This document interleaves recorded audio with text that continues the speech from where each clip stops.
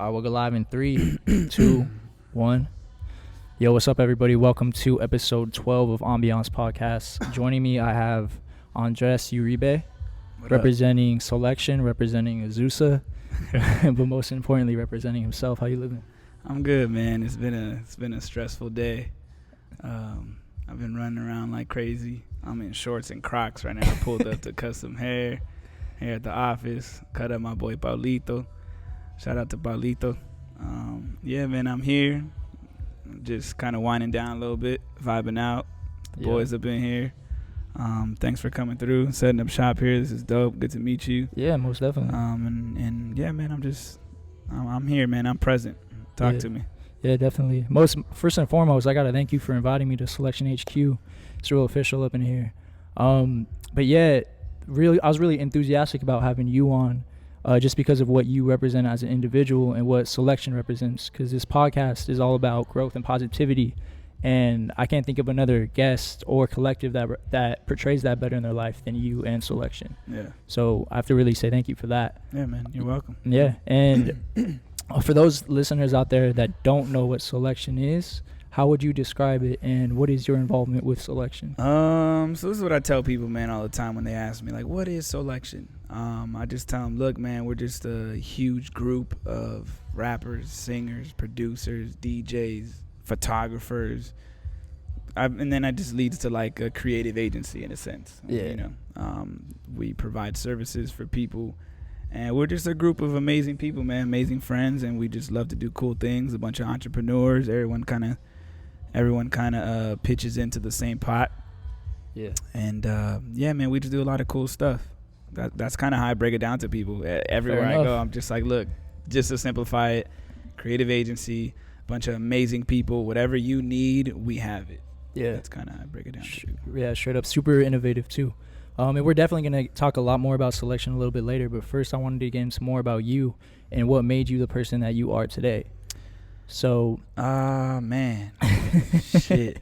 All right, well, I will say 2019 so far and 2018 is what really made me look at myself in the mirror and be like, man, like, you are no longer a kid anymore. Because when I got involved with Soulection, I was 17 years old. So that was like 9 years ago or what? Yeah, I'm about to hit my 10 year. So, crazy. And time just goes by so fast. Everything just goes by so fast. And it wasn't up until last year to where I would look myself in the mirror and I'm like, all right, it's time to turn the gears on a little bit.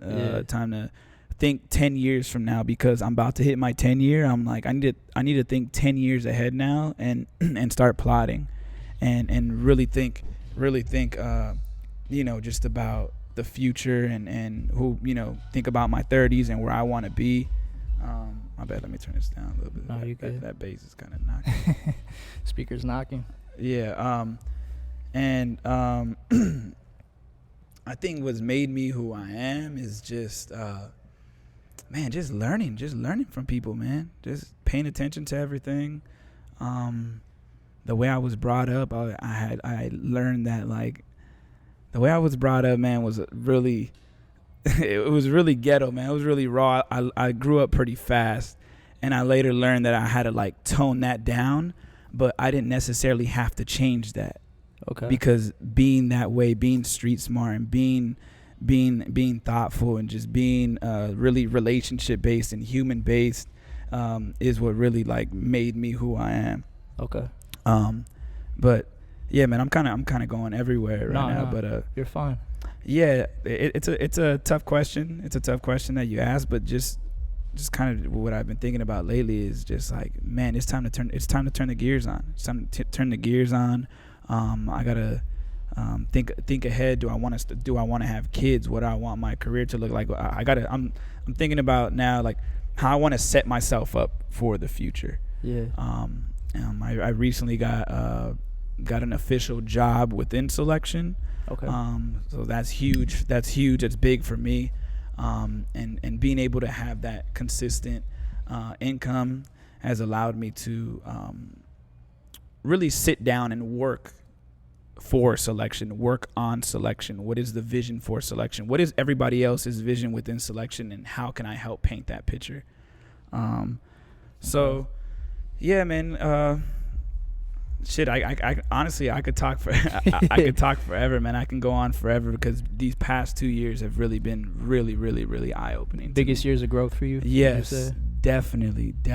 There was a point in time to where I wouldn't say depressed, but you're kind of just like lay low. You lay low in the cut, don't really know what you want, what you're doing. You kind of just going with emotions. You know what I mean? Yeah, it's normal. Yeah, now it's just I'm a little bit everything has a lot more purpose. A lot of my moves, a lot of things that I do has purpose, whereas before you're kind of just going with the flow and going with emotion. So that's just a part of the growth, and I'm happy that's where I'm at right now. Yeah, I'm still young, 27 years old, and I'm happy that I'm coming to this realization now, because I've seen some people now that are having trouble 35, 40 years old. You know what I mean? Yeah. And seeing that is like, oh, I ain't trying to be like that when I'm 35, when I'm 40. Like, it's a different type of motivation, right? Yeah. So I'm just inspired by everything. I'm inspired by things I don't like. You know what I mean? I'm inspired. You have to be inspired by everything. You can't be knocked down by everything. Yeah.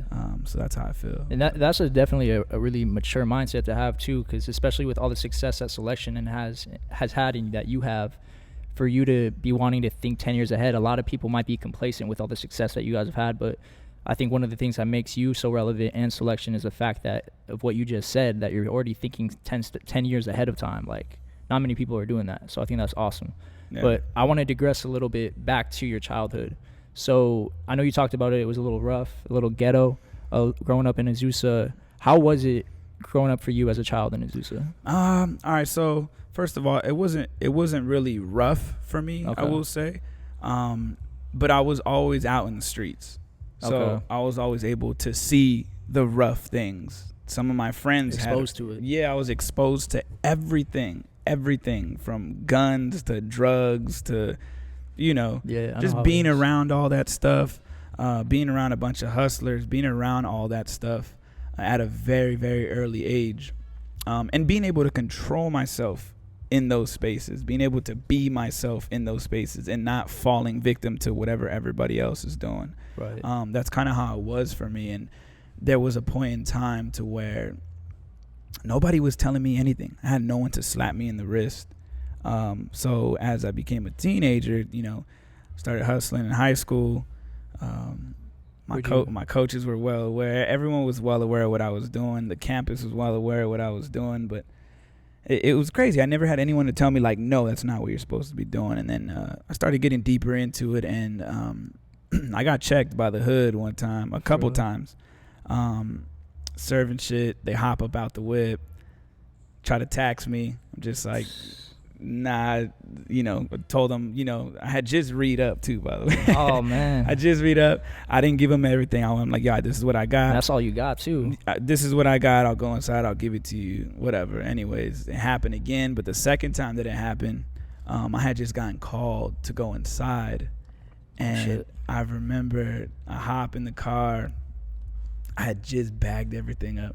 This is all going online. Is this all going on? I mean, we could edit it, but I mean, if we want the people to hear the real truth. So there was one time, man, I hop up in the whip. One of my homeboys pulled up, hit me up. I had everything on me. Try to serve dude next to me. He put the strap on his lap and was like, you're gonna give me everything you got. And I had just picked up. I'm like, there's no way I can give you. There's so much money. Like, I would. Who knows what would happen to me if I were to lose out on all this bread. Yeah. So I told the driver, I'm just like, yo, what's up, man? Like, get your mans, you know what I mean? And I remember he just looked over. He looked over at homie, looked over at me and was just like, yo, grab your stuff and get the fuck out of here, right? Like, get out of my car. So as I'm getting out and grabbing my stuff, the dude looks at me and he's like, yo, I know where you live. What? I know where you live. So I'm like, oh, shit. All right. But I would never go in through my front door. I would always go in through my back door, right? Yeah. So I remember going inside, and I'm like, man, there's been too many signs, and I'm just moving way too fast. Why do I have all this money? I'm only 16 years old. Why am I doing this? What is this money even for? What am I doing this for, right? Do you think you were a product of your environment? It's just because of what you saw, you're like, this is the route I go? I think it was always just like there was a point in time where my mom had 2-3 jobs. You know, my mom's she still got the same job. Shout out to moms. From them, like she's had the same job for like 40 plus years. But there was a point in time to where she's going to work, get out of work, go straight to another job, get out of that job, come home, clean herself up, go to another job, like multiple jobs. So I'm like, yo, I'm just gonna take care of myself. You know what I mean? Yeah. And that's simply just what it was, man. And I was just surrounded by that atmosphere, so it was easy to like get all that stuff off because I knew everybody. Yeah. And yeah, I remember just going inside, reflecting. Around that time, I had pulled out a turntable from the garage that was in there for years, and I never touched it. It was my dad's turntable. My dad left when I was 3 months old, so it was just a turntable that was in my garage. I remember I went in there one time, pulled it out, and I went and bought my first record. It was the Mad Villain album. It was a vinyl. Yeah, I went and bought a record because I'm like, all right, cool. This is what I'm supposed to put on here. And then that was my, what was that, mid senior year, or I think football had just ended actually. So you were playing football? Yeah. Football was what kept me out of all the trouble. Straight up, me too. So the moment football was over, that was when like I started picking up the hustling even more, and I started dealing more than just weed. And I remember around that time I had came back from Colombia. Man, it's crazy. Some Pablo Escobar shit. Yeah, so it was just like it was just a weird energy. I was young, man. Anyways, and I remember I was reflecting from that one moment, and I'm like, you know what? I got to get out of here. Yeah. Like, this is not good. I can't. I could have gotten murked, and my mom's in the kitchen. Yeah. And all I could think about was one of my cousins when I was in middle school had passed away right down the street from his house, and his mom heard the paramedics, saw everything, was waiting for him to come home, goes outside, sees everything, like, oh no, that can't be. She goes to the scene, it's her son. So I'm like, yo, I can't have that be me in front of the crib. My mom's a neighborhood watch. You know, Hispanic moms, they hear anything, they looking out the window, they hear a skid, they hear a loud bang, they're just out there looking. So I'm like, yo, the last thing I need is some lights. My mom look out the window and it's her son. So God sent me to Santa Barbara. I always tell people I don't even know how I ended up in Santa Barbara. I just know I ended up there. Rich city, no parents, college town. Told myself I'm not leaving here. I'm gonna be here 3 years. I don't care what it is that I do. I'm gonna be here 3 years. And I was going to school for a year and a half. Second year and a half was when Soulection picked up a little bit more. It was like 2011, 2012. And how did you, sorry to interrupt, but how did you link up with Joe K? How did I link up with Joe? I was going through some crazy times in high school. I was always searching for music, headphones, always. I was that dude just blasting the headphones back when the Skull Candies were popping. Like, you know. Colorful ass shit. Yeah. You had like all of them. And I remember listening to, I believe it was Anthony Valadez on KCRW, and I think Joe had just came on. I forgot what it was, but I think it was radio show number 3 that I came on.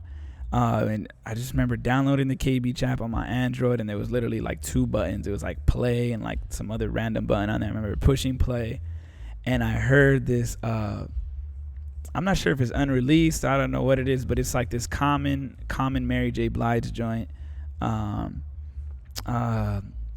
What's that bar? What was it again? It's some joint he was playing, and I'm like, wow, like this is amazing. I thought I was the only one that had this like in the world, right? At that point, I'm like, I'm the only one in the world with this. And then I heard him playing Dilla, right? So the moment I heard the Dilla, I'm like, all right, I'm the only one in this city that knows of J Dilla. I'm the only one. I guarantee no one knows who Dilla is around here. And I forgot how I contacted him. I think I remember him talking, and around that time it was like, I think it was MySpace or some shit. Hit him up like, yo, you know, what's up with this? He's like, yo, give me a call. I called him up. I'm like, yo, I gotta come through in the station or whatever it was. Yeah. And I remember not even having my license or anything. And one day I just pulled up. It's crazy. And no license, no nothing. My mom's busted ass car with like the roof like peeling and shit. Like if you touch the roof, the orange stuff falls off. You remember, like that? You remember that? Like where the top is like, you're like driving in the wind and it's like waving and shit. That's how my mom's car was at the time. And I remember just mobbing all the way to Long Beach, pulling up, and just went to the station, man. The rest is just history, man. From there, me and Joe just vibed. At that time, I had already like stacked up like some vinyl, and I was already DJing at the 2nd Street Jazz Club. Shout out to the homeboy Oma, wherever you are in the world, dog. Love you.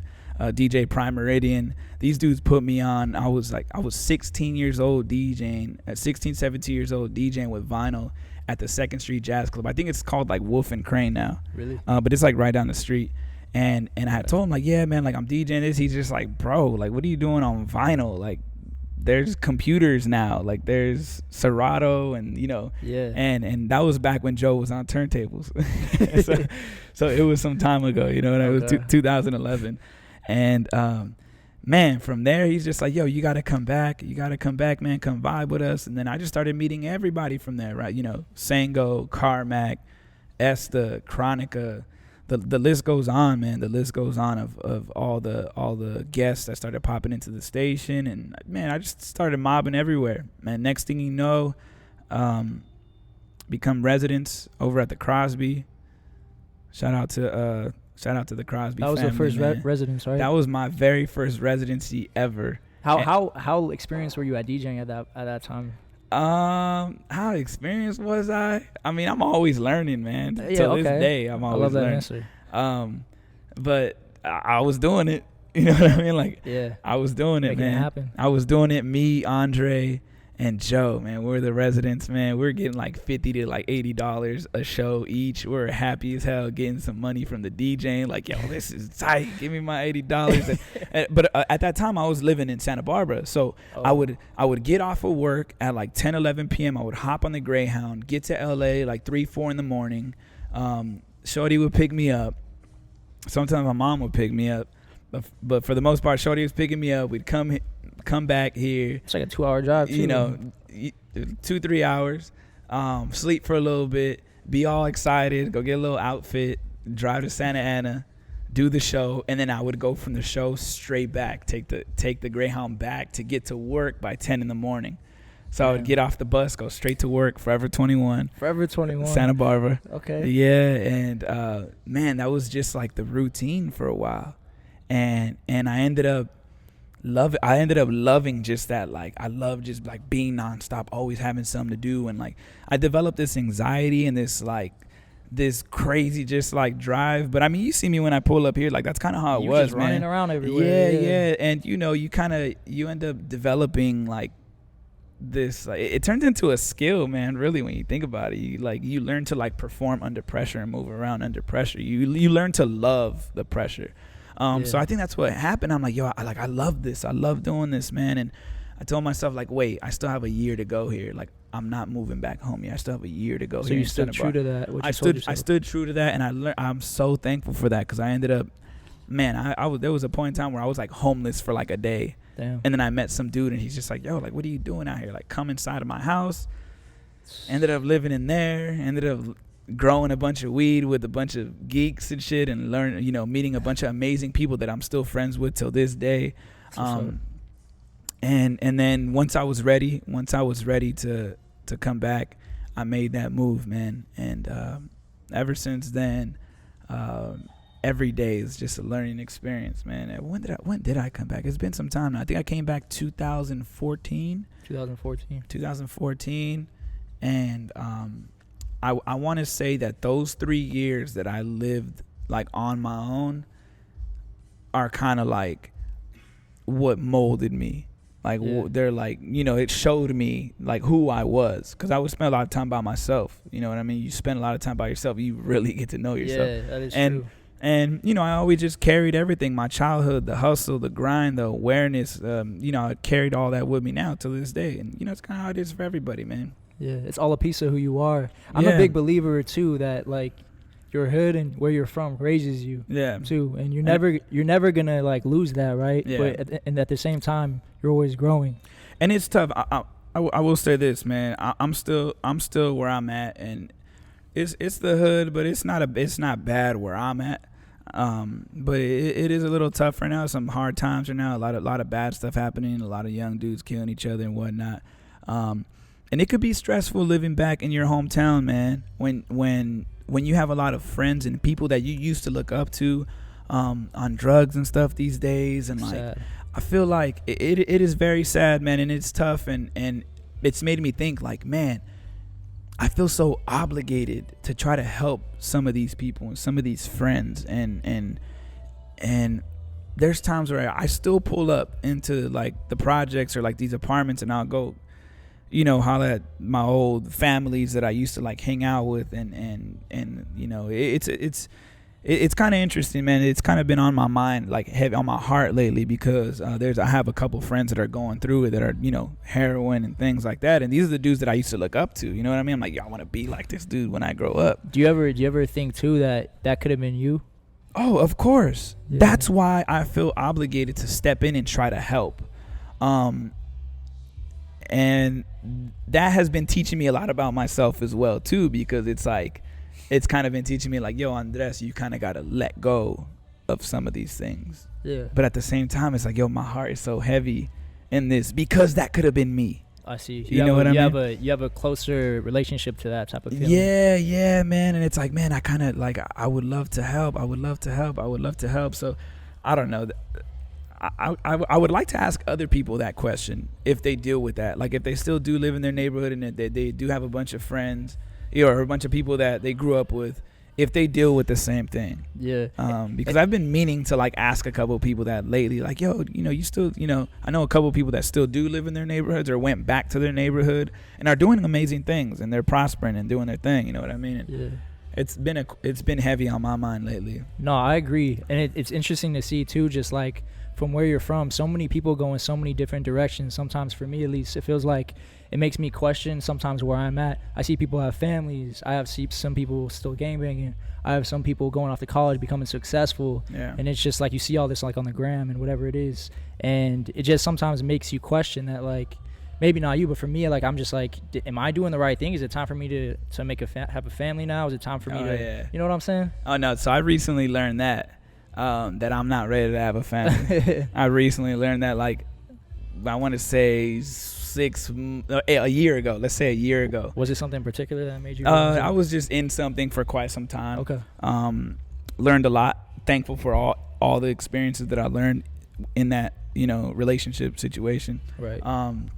But it definitely showed me, like, yo, you are not ready to have kids yet. Nope. Hell no. Yeah. And I'm actually thankful for it. You know what I mean? Because I'm thankful for it, and I'm thankful to be aware of that. Yeah. Because my brothers, I got two older brothers. One's 34, the other one's 30. Oldest one's got 4 kids. The other one's got 3 kids. And my mom, I live with my mom. Me and my mom still live together. So it's like, you know what? I don't have a family for a reason. God hasn't gifted me kids for a reason, because I still got my mom here with me. Yeah. You know what I mean? Mm-hmm. Like, it's time for me to help my mom. It's time for me to give back to her, That's attend real. to her, give her what she needs. You know what I mean? Make sure she got her nails done, make sure she got her toes done, make sure she got her hair cut. Like, all these little things that I feel like will prepare me for when it is time for me to or when that comes around, when, you know, a woman comes around, God gifts me with a woman, I'll be ready for it, because I get to exercise that with my mom. You know what I mean? So yeah, I've definitely had that realization. Sounds like you got a real close relationship with your mom. Oh, my mom's the homie. My mom will come through and chill right here and just kick it and probably talk shit to you. That's we need to do this with my mom, actually. We have a podcast with Andres' mom. Yeah. My mom's the homie, man. My mom's the homie. I love that woman, man. That's what's up. Gotta have love for moms. Yeah. Yeah, but going back to, let's digress a little bit, going back to Soulection. Talk about some of the early struggles that you guys experienced, and like when you first got involved with Soulection. Early struggles? You know what? Early struggles.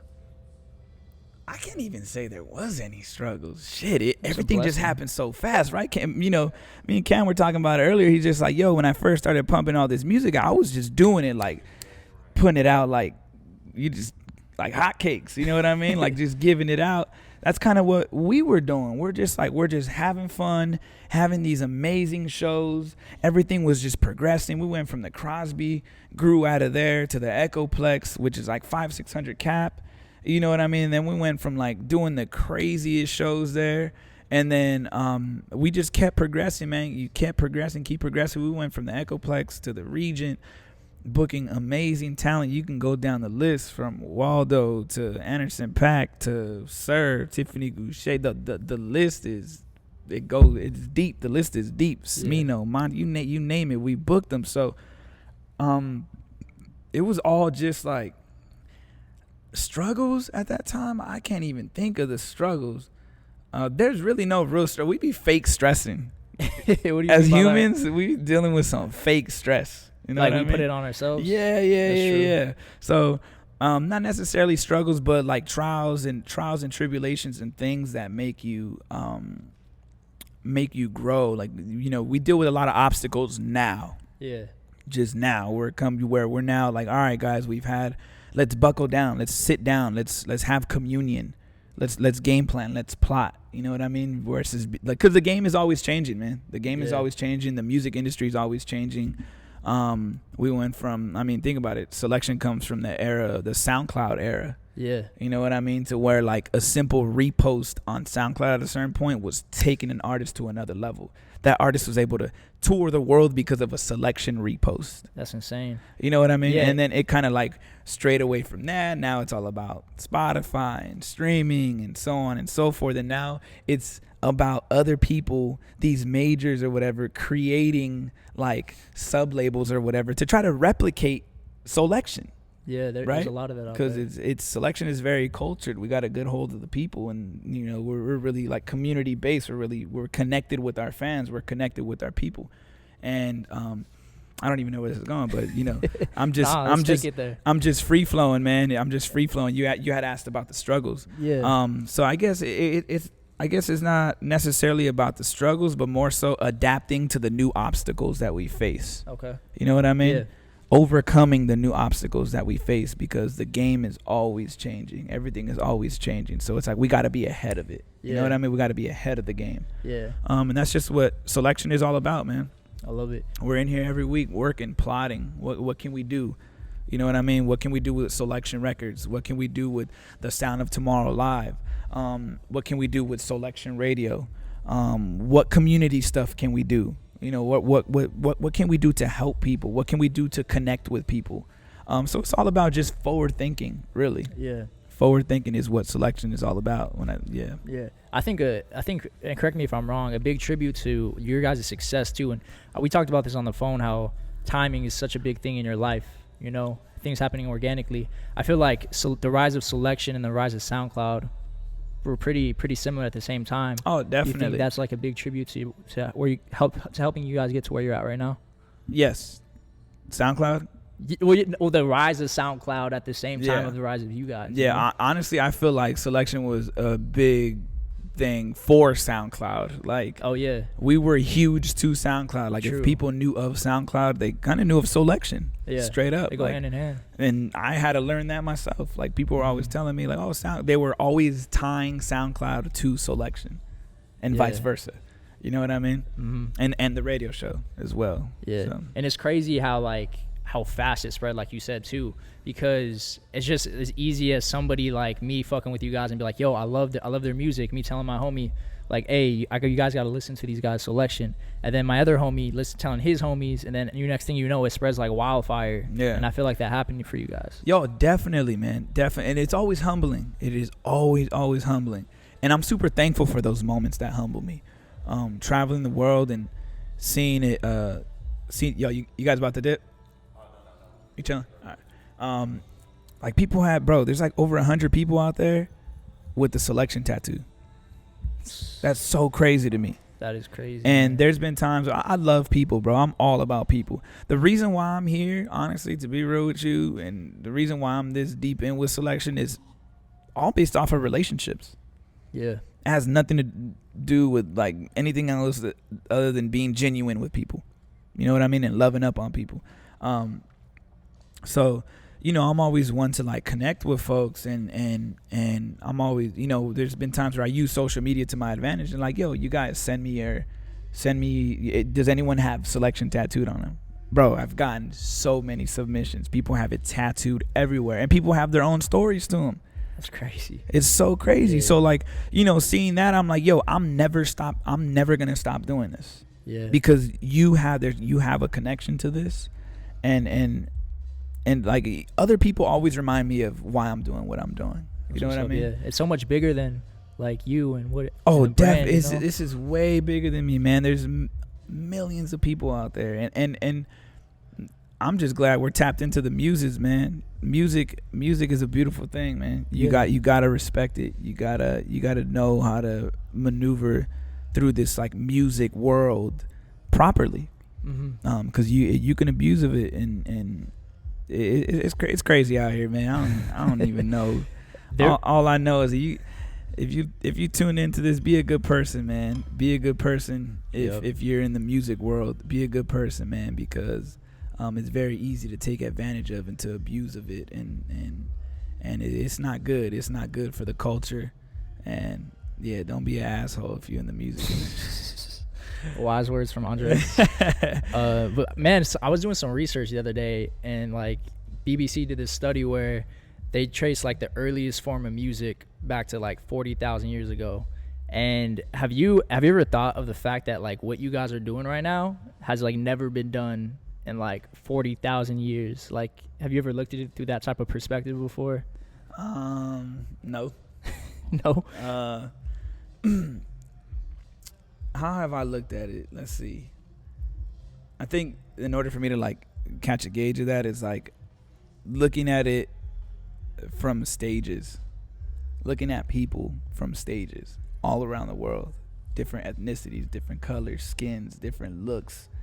It's the craziest shit. The universal language, man. The music, it's so crazy, and that's the way I've looked at it. I'm like, wow, like there's so many people that come out. They hit me up and say, hey, Andres, I need you to program 8, 9, 10, 12 hours of music, right? Yeah. So I come in, do my job, do my thing, and you reach out to people, curate these lineups, put all this stuff together, all for that moment.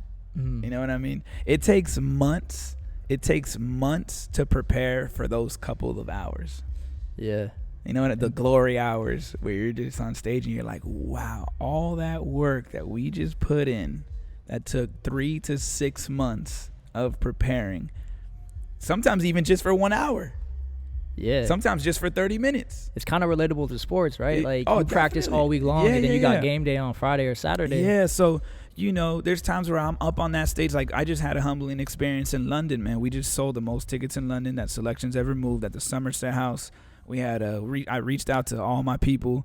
I reached out to Xavier Omar, Sango. We had Joe K, Andre Power, Shaka Line, Tay Ward, Zylo. Am I missing anybody? I don't think I'm missing anybody. So anyways, 3,500 people, Somerset House, legendary space in London, and I remember just being up there and watching like my own team perform, and just like looking at the crowd, and I'm like, I love this shit. Like, I love watching my friends up there perform. I love watching my friends dance and do their thing, and I love looking across from them and seeing all these amazing people, different colors, different sizes. It's a crazy time, man. Yeah. So, you know, I think about all that stuff when I'm at these shows. I'm like, yo, it's such a fucked up world outside of this space right now. That's true. From politics to who knows what every single individual is going through. There's over 3,000 people in this box, and everyone is here enjoying themselves, dancing, like connecting with. Soulection shows are so special to me, man. Mm-hmm. It's so, you can literally walk in up to anybody at a Soulection show and have an amazing conversation and go in depth. Like, it's amazing. So those are those moments that that humble me and remind me that I'm doing what I'm supposed to be doing. Okay. Yeah. And it's crazy how like those Soulection shows, there's really nothing like it. And if you know somebody who's hip to Soulection, you already like automatically know they have an open mind, and they're receptive, and you guys like automatically bond over that shit. So it's crazy. I've even tested it. There's times where I'm wearing a Soulection shirt or something, and people don't know who I am, bro. I'm low key. Damn. I love it. That's, you wouldn't have it any other way? I love it. I love it. I feel bad for some of my friends sometimes. We go places and they're kind of, you know, people are coming up to them all the time, and I'm just like, oh, I love that I'm so low key. I don't have to deal with this shit. So you like being more behind the scenes? Oh yeah. Of course. I don't need to be at the forefront of that. I love to just sit back and do my thing and you know what I mean? Yeah. So, but there's times, to get back to what I was saying, there's times where I'm like wearing the merch, and I don't know, wherever I'm at, people are like, yo, that's so dope. Like, you know, I tell them, I'll ask questions. Yo, like, what got you into Soulection, or what are some of your like favorite moments? Or there's times, you know, and sometimes they've even whipped out the tattoo, like, wham, look, I got the tattoo right here, and I'm just like, whoa, what does that mean to you? Yeah. They're like, oh, well, you know, hard times. I've heard stories. I've almost killed myself. I've almost done. Selections got me out of the toughest times in my life. Wow. Selections put me onto so much music that I listen to nowadays, and I'm like, oh, really? Well, who? And they'll go down. You know, I'm able to just go down the list of things and just learn so much. And then at the end, I'll be like, oh yeah, well, I work with Soulection. You're like, what? yeah. So it's crazy, man. It's crazy. Soulection is so wild. It means so much to like so many people, and like you said, that's the big driver of like what keeps you going, right? Yeah. Yeah, that's cool. So at the level where Soulection is at right now, and yourself, do you ever take time to reflect, like, and just, I know you said you were doing it kind of at the Somerset Festival, and like recently you've been doing a lot of reflection. Like, when do you find time to reflect on everything? Man, personally, I do a lot of reflecting. I do tons of reflecting. I work out of home for the most part. I got my little desk in the room and everything. So there's times where I just sit there, close my laptop, won't look at my phone, and I just think. Right. Like, wow, this life is such a blessing. Like, I don't have a boss. I don't have none of that. Like, I reflect all the time, man. Reflect on flights. Reflect while I'm driving. I reflect a lot with other people, in conversation. I'm a barber too, so like, I know how to talk to people and get stuff out of people and learn from people and get people to open up to me. So that's where I spend a lot of my reflecting too. Yeah. Having conversations with other people, you know what I mean? Yeah. People asking me questions like this all the time, and I'm like, here's my thought process. Here's what I do. So yeah, man, I find the time to reflect all the time. I talk to Joe a lot. Me and Joe are always reflecting and thinking about the past and things we can fix, things we need to get better at. So every single day is a learning thing. You know it's always gonna be like that too. Yeah, definitely. So talk about some of your favorite like memories with Soulection throughout the 9 to 10 years that you've been with them. Man, okay. Well, one cool one was when the very first time I got my mom to believe in Soulection. Was she before like, what are you doing? She's just like, you need to get a job, fool. Like, what's going on? Why are you not coming home in a suit? Why are you not coming home in a uniform? Why are you always in basketball clothes? You know what I mean? Yeah, she didn't get it. Yeah. So I believe it was 2017 Soulection experience here at the Shrine. It was at like 5,000 people, 2 stages, our biggest show here in LA. And while I was DJing, I always play some salsa and cumbias and all kinds of stuff. I always put my culture in the music because my mom is real heavy on the music, and she's one of the reasons why I'm so deep into music. Respects. And I remember just playing some salsa, and my mom's in the crowd, and everyone's like surrounding her and like hyping her up. So I'm like, let's go. So I ran, bro. There's a video of me online somewhere, and I like run. I jump off the stage, land. I dance with her. Everyone is just like hyping us up. She's super happy. I'm looking at her. She looked like a little kid jumping around. That must have been a special moment. It was amazing. It was amazing. So that's definitely been one of my personal highlights. With Soulection. Okay. Man, there's tons of them. Yeah. I'm really observant, and I love to soak in moments. You know what I mean? Yeah, you have to. I love to soak in every single moment. There's tons of them, man. There's a lot. Shit, I can go on forever. I want to go back to that though. Talking about like your mom didn't really know like what you were doing and where it would be at, right? I think for a lot of people, like advice can be dangerous. You know what I'm saying? Sometimes your loved ones they're gonna want what's best for you, but it doesn't mean they know what's best for you. Oh You yeah, know I what learned I'm that a saying? long time ago. Yeah, I learned that a long time ago. Yeah. So it's like you always got to be careful of who you take advice from, right? Yeah. Because some of them might not see your Or just vision. be okay with them not understanding you. Okay. Just be okay with it. Yeah. You don't understand. Well, you don't have to tell them. You know, but Yeah. that's something I picked up a long time ago. I'm like, no one understands me. No one understands me. But one day they will. Got to show people. You know what I mean? Show them, not tell. Yeah. Definitely. Yeah. So you talked about like the diversity of your sets and what you play. I feel like you have a really oldie, like old school type of vibe to your music. Where did that come from? It came from my mom and my two older brothers. My oldest brother was, heavy on CDs. He owned all the Tupac. I was a huge Tupac kid. I remember getting in trouble at school for like reciting lyrics and not even like thinking about it. I'm just rapping a Tupac lyric in like second, third grade and cussing, and they're just like, you can't say, you know what I mean? I remember them reporting back to my mom like, your son be out here just cussing. How old are you? Man, it's elementary school. Elementary school, man. My brother had all the Tupac albums.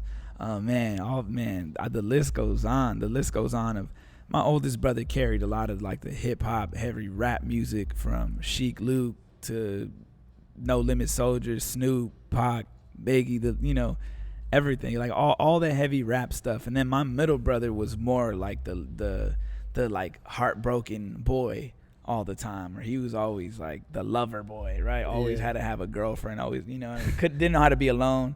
And he was heavy on like the Donnell Jones, John B, Boyz II Men, 112, Jagged Edge, Babyface, like the whole R&B era was covered by him. And then I got a lot of the oldies from my mom. My mom picked up a lot of American music because she came here when she was young, and we went to the same high school, actually, me and my mom. Damn, that's crazy. So she never left. She never left, and she picked up a lot of music from her mom, but she eventually fell in love with a lot of the oldies and Luther Vandross, Marvin Gaye. Like, she fell in love with all that music. As a matter of fact, I have some of her records from that era. Wow. I have like old Marvin Gaye records from her, from that era. So yeah, man, I feel like a lot of that is what I put into my sets. And I discovered a lot of like futuristic sound, the sound of tomorrow through Soulection. So I just incorporate all of it into my sets. You know what I mean? Yeah, I could definitely see that too. Yeah. How about some of the places that music has taken you? You've traveled to God knows how many places. I've done some traveling, but I definitely haven't traveled as much as the boys. But I will. You will. I will. I definitely will. I've gone to Colombia my whole life. So that's why I'm always incorporating that music in there, because the cumbia. It's like, you walk around the streets out there and that's what you're hearing, and I got family there and visiting family every other year. So that's kind of like where that comes from. Going into Europe, going into London, going into Amsterdam, you pick up a lot of their music there. The UK stuff is heavy. Like garage. The stuff is heavy, man. Like, man, I love it. Grime, like all that stuff is so wild. I love I'm a fan of sound. Yeah, you know what I mean. I'm a fan of sound. So I tell people all the time, like, I just love sound. Sound gets me so much. So definitely. Yeah, man. Everywhere you go, I think that's the point of it too. Traveling to these spaces, you got to come home with something. Oh, have to. Yeah. And that's what I love about traveling. I love going to these places, absorbing the culture, absorbing the people, eating the food. Just being open to everything, meeting new people all around the world, and just bringing that home. You know what I mean? Yeah, indulging in that culture. Yeah, I will say the last one that hit me heavily, though, that has like changed my sets, is when we went to South Africa last year. We did a festival called Rockin' the Daisies out there. We took over 20 artists with us. We took a squad. We took everybody. And we had one of the three main stages at this festival, and everyone rocked on our stage, man. We had Majid Jordan, we had Amine, the whole crew, man, Sango, Lakin, Ab, the list goes on. We had everybody. And just being there literally for like a week and absorbing the culture, absorbing the people, that literally changed my whole set as to what I play now. And also talking to Sango a lot. Sango's my brother, man. Me and Sango are always, shout out Sango. He's always educating me. He's always sending me the weirdest sounds, the weirdest music, the craziest dances, like Sango's. He got to spend a lot of time on YouTube. For real? Yeah, he definitely up on YouTube because he's always sending me the wildest dances. Like, yo, you ever seen this like Colombian dance? And he's like sending me this YouTube video of these like kids dancing in Colombia to this like this crazy just like Caribbean dancing music. You know what I mean? So. Yeah. Just talking to friends also, adds seasoning to my music. And I'm able to just put it into my sets. Yeah, definitely. I think because Google and digging can only take you so far. You have to go to these places to find the real gems. I lived in Jamaica for like 2 months, and I came back with like some real like good music that like I would not have found no matter what I did if I didn't visit there, because locals share that with you, right? Yeah. So yeah, it's definitely a big one. So we're almost done here, but I also wanted to ask you a little bit about like some of the other things that you do outside of music. I know you do something with the Fruitful Home, right? Yeah. Shout out to the Fruitful Home. We are not official, but we are a nonprofit based in Azusa, driven by God, driven by Jesus, driven by the love of Jesus. And we're a group of friends, man, that honestly, it just started off by just helping people. Like, yo, let's go to this wash in Orange County. We're going every other Saturday. Let's get our community together and let's put some money together. Let's get some food. Let's go over there and let's feed people and let's talk to these people.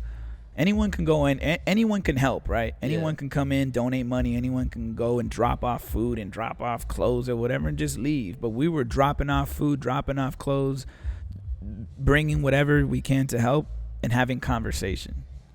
Okay. How old are you? What are you doing here? Are you involved in any drugs? Like you open a wound. You open a wound. You know what I mean? And we kind of go in there and try to clean that wound. Yeah. And try to close it back up. You know what I mean?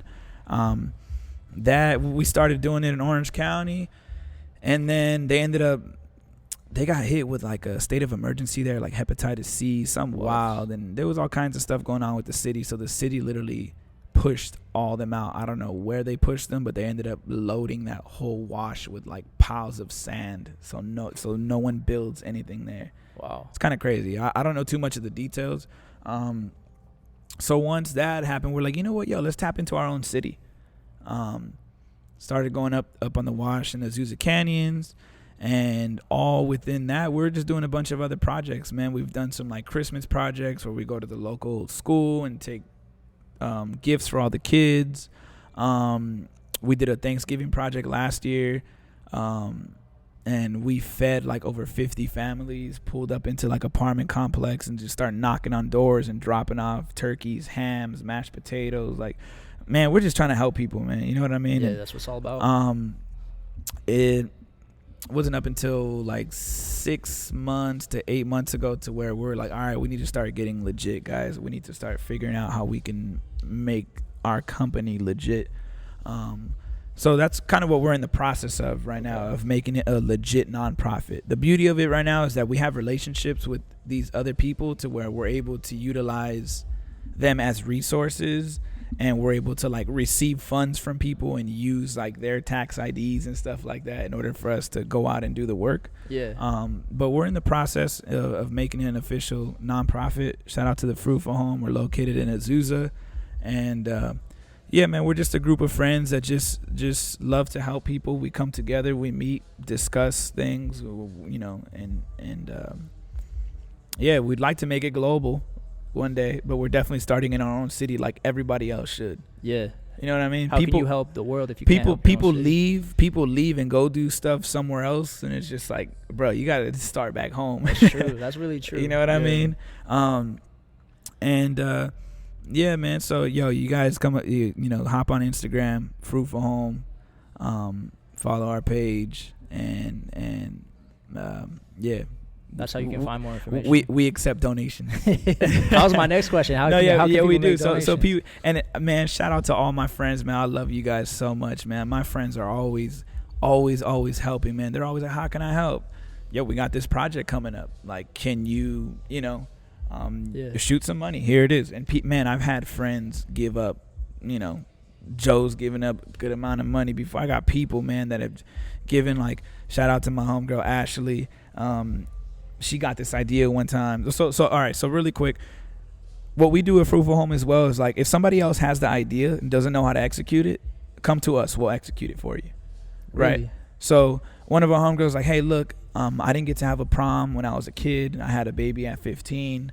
I want to take care of a girl's prom. Wow. So we're like, cool, let's do it. We'll figure it out for you. We went to our local high school. We talked to the counselor. Can you pick a kid, a kid that, is, like, growing academically, is having struggles. Anyways, we were only supposed to help. We went to help one person. We ended up helping 2 girls and sending them to prom. So Ashley donated $500 out of her own pocket. Wow. We ended up within, like, 4 to 5 people, we raised, like, almost $800 in 24 hours just for this prom project. And that prom project, we got the girl her dress, we got the girl her heels, got her nails done, got her hair done. And when it came to that, we reached out to our own community. We reached out to makeup artists' friends. We reached out to our local salon. Use our resources to make this all happen. And yeah, man, we're able to send the girl to prom. That's what's up. So that's kind of what we do. People come up with these ideas, and we're like, hey guys, let's execute it. So, like, this past weekend, we did Nancy's Cool Cuts at Memorial Park in Azusa. They do it every year. Robert Gonzalez, he works for our city. And what he does is he sets this thing up at Memorial Park to where kids are able to come pick up school supplies, and you're able to come get haircuts for free. So I heard there was, like, over 100 kids. But Fruitful Home came in this year, and we supplied the music, we supplied food, and we just supplied a team to come in and just be of service. That's ultimately what we are. We're just here to be of service. Right. And boys, talking to the boys yesterday, they're like, yeah, we're, some of us were helping, some, such and such was playing music. I was over here sweeping all the hair, so the barbers, and they don't have to worry about any of that. It's just what we do, man. It's what we do. So you guys are pretty innovative of like what type of community service you're doing too. In a sense, we're kind of open to everything. Okay. We're open to everything as long as it has to do with being of service. You know what I mean? Yeah. As I feel everybody else should. We're always so caught up in our own lives and how are we gonna make ends meet and so on and so forth. But man, there's people out there that need more help than we do. You know what I mean? Definitely. And it's important to tap into that. Do some research into your city. Look into your city.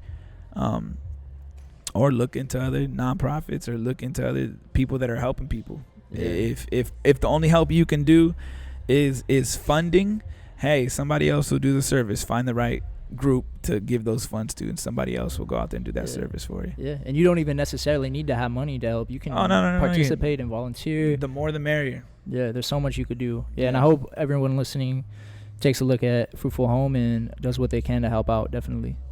Yeah. What do you feel like a sense of fulfillment just by doing community service and community activism?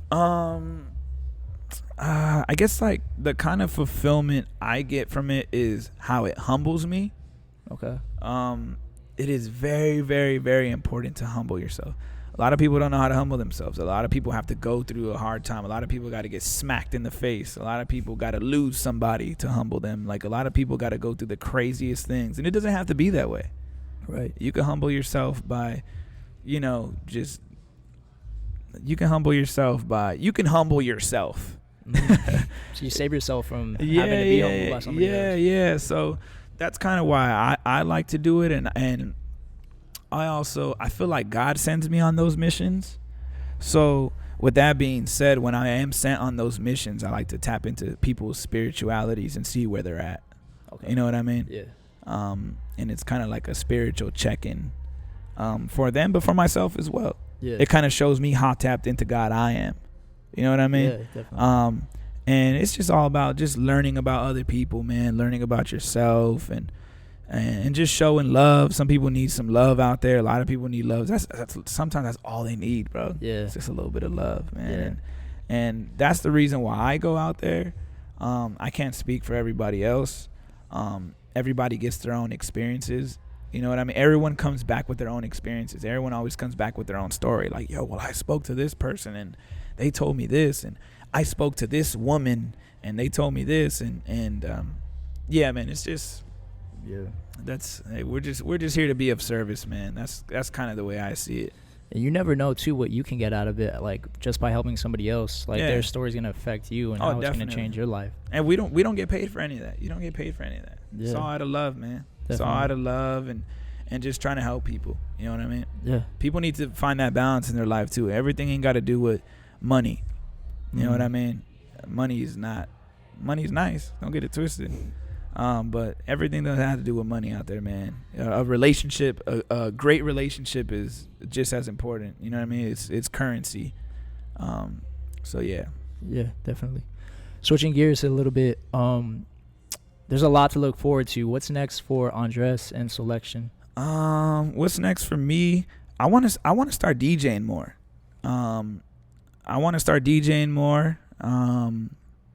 That's what I've been thinking lately. I'm like, yo, I gotta get out there more. Like, I gotta become more of a weapon for Soulection. You know what I mean? Like, I want to be a better DJ for Soulection. So that's kind of like what I've been thinking as of lately. I've also buckled in a lot more on the back end and on the business side of things. I just took over all the bookings for Soulection, so I have a couple goals that I want to do for Soulection and how I want to kind of want to hit the reset button with Soulection, touring and so on and so forth. Then put a lot of things under my belt. So like that London show was like a big thing for me under my belt. Yeah. 'Cause I spent 8 months working on that for that to like that's crazy. Come to, you know what I mean? So that's I want to add more things under my belt for myself and just for the crew. I want to get back into taking risks. What we're doing with the residencies, man, we're booking some of these people, and a lot of people had no clue who they were. You know what I mean? Yeah. But people trusted us. People were still buying 1,000 tickets to go see a lineup that they didn't even really know who it was. You know what I mean? So I kind of want to get back to that. I want to get back to doing more residencies in LA or maybe even around the world, doing a residency in London, doing a residency in New York, to where we get back to like introducing music again. Right. I want to get back into doing that. I also want to do a lot of community stuff within Soulection. We have before, and we've exercised it before, and it's amazing to see all the people that love to help. We've done shows to where we drop the ticket price and encourage people to bring hygiene products or whatever the case may be to donate over to the LA mission. We've done barbecues to where we tell people to come through and hang out. And it's just a different way of like everyone within Soulection connecting with the community, but also making everybody else feel connected to us and to the community as well. So I want to get back to doing community stuff within Soulection. I want to our merch has been down for a while, and we're working on some, as you can see. Yeah, some fire shit. So I want to get back to like getting this stuff out to people. It's important, man. So many people want to rock, so many people want to represent, and I can't wait till we get that running again. That's going to be amazing.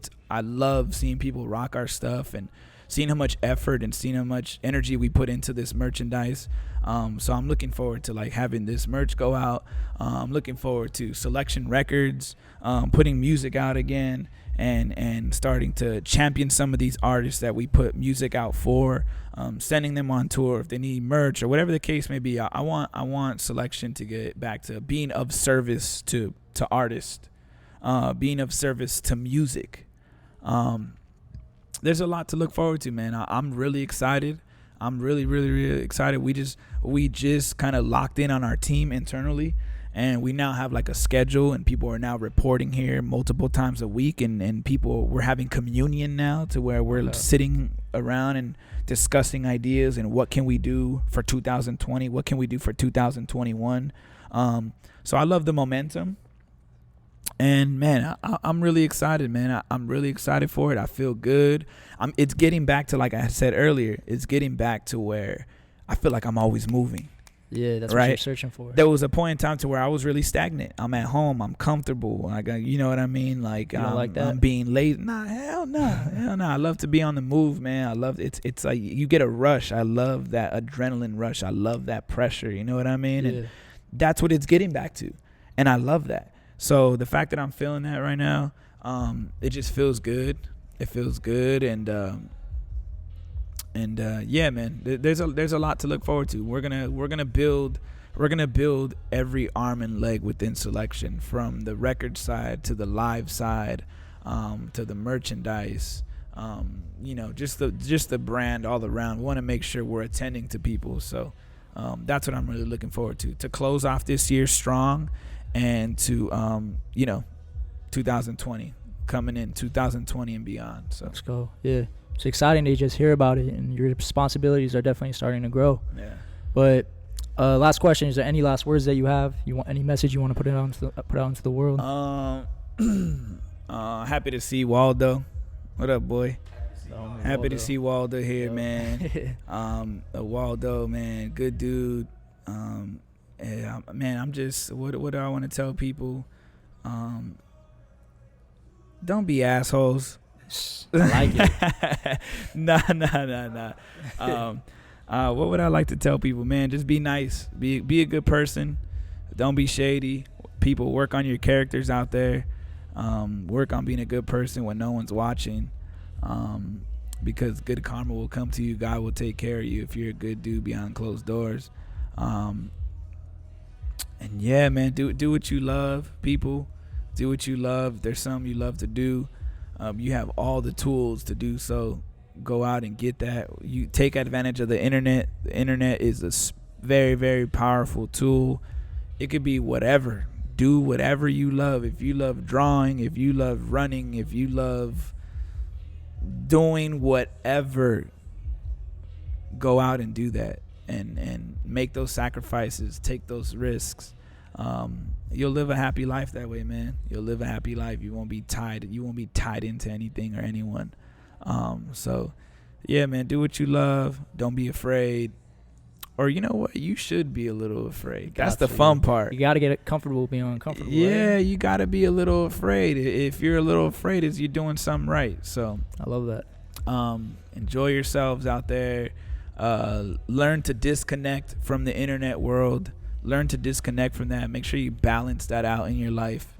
We often get so caught up on our phones and so caught up on our laptops and so caught up on the digital world that we forget what's in front of us. Hang out with your families.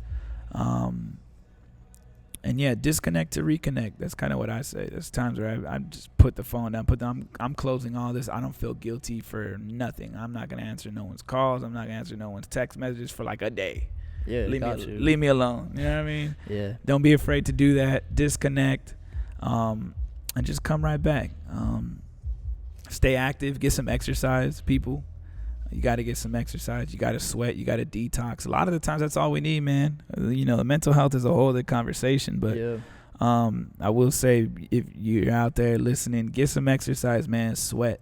Sometimes all you need to do is get a little exercise in to detox whatever anxiety, whatever little stress you got. Sometimes you got to get, what else? Yeah, man. I think we're good. Good conversation. Yeah, Thanks definitely. for coming through. No, most definitely.